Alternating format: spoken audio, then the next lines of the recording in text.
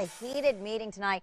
Dozens of anti-abortion advocates escorted out of that meeting. Max Marcilla is there now and joins us live from City Hall. Max, what happened inside the council chambers tonight?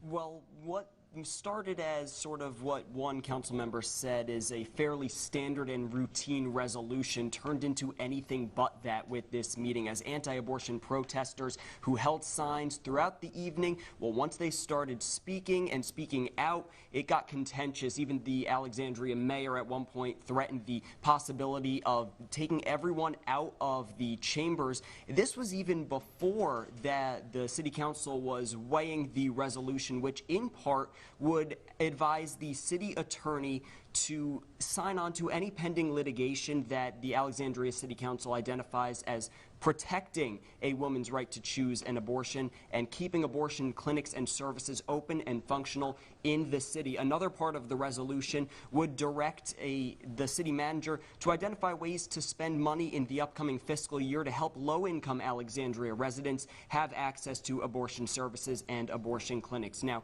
the council member who introduced this, Kirk McPike, talked about the resolution and what can be done here in the city, even as most of the laws for abortion are decided at the federal or state level. Here's what he said. There's nothing we can do from this dais or as a city council to override state law. So if that changes, we will not be able to prevent that. But what we can do is work within the powers that we have as a city body.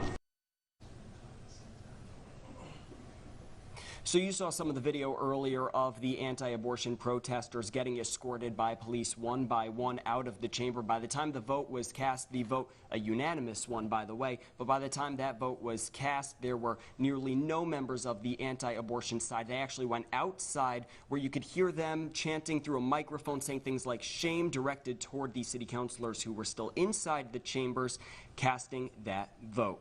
Reporting live in Alexandria, I'm Max Marcilla.